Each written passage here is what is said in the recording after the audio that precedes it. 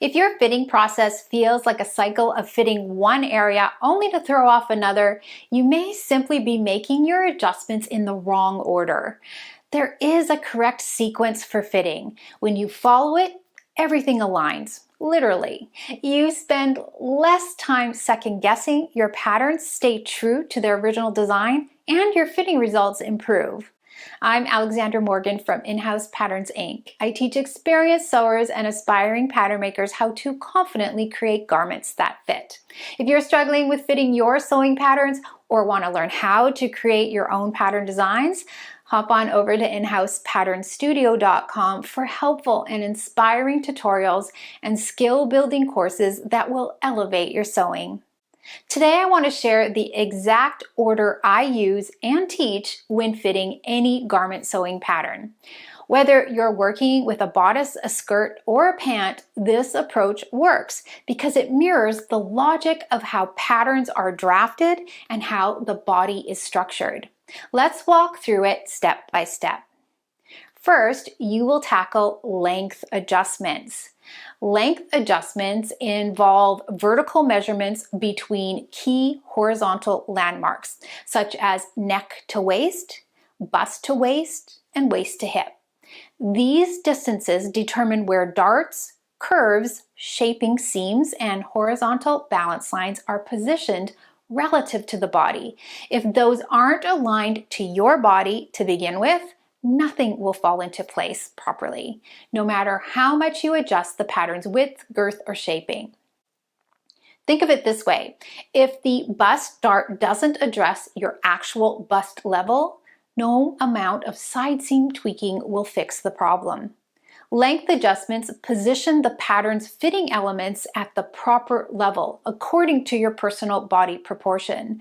These are the easiest adjustments to determine and solve for before you make a sample, which is one of the reasons why these adjustments are made first. Contour adjustments are next. Once you have the fitting elements at the correct level, the next step is contouring, shaping the garment to accommodate the curves and hollows of your body. Contour adjustments are often the most difficult fitting issues to diagnose, but they can dramatically improve how your garment conforms to your shape. There is only one contour adjustment you can confidently make before you sew, and that's the cup size adjustment. This adjustment corrects a pattern for bust prominence and will add length and width over the front pattern. This is also the one contour adjustment that won't affect the previous length adjustments you may have made, because length adjustments are made according to your back body measurements. The cup size adjustment only affects the front pattern. Other contour adjustments, like the back contour adjustment, which corrects a pattern for roundness in the upper spine, or the tummy and seat adjustments, which correct for the body's prominence in those areas, are best diagnosed and solved based on your sample fitting. Since contour adjustments increase or decrease the length and width of the pattern in a dynamic way, it's important to keep track of how the pattern measurements change as you make your adjustments.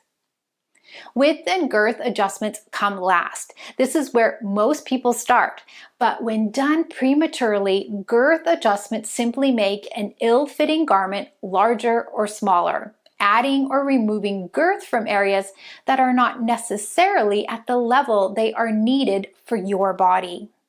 Examples of width and girth adjustments are bust, waist, and hip girth, bicep or thigh circumference, shoulder or upper back width, or overall garment ease.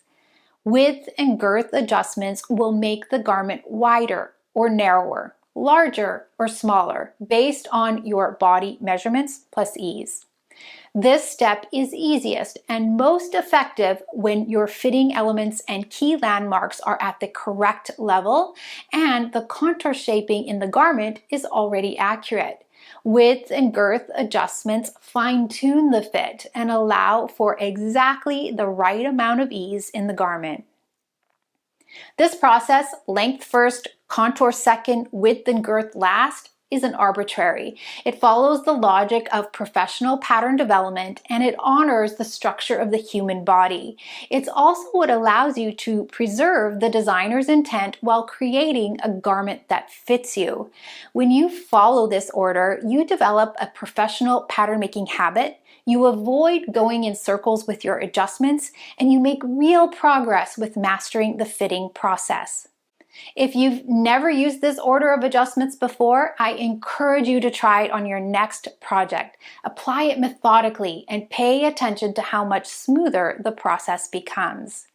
If you'd like a clear reference to guide you through this process, download the Perfect Fit Guide. You'll find everything I covered today, plus additional tips to help you make confident fitting decisions. I'll leave a link for you on this page. If you want to go deeper with this process and learn more about my Fitting Essentials framework for fitting, visit inhousepatternstudio.com for all the details. I'll leave you a link for that too. I'll chat with you soon. Bye for now.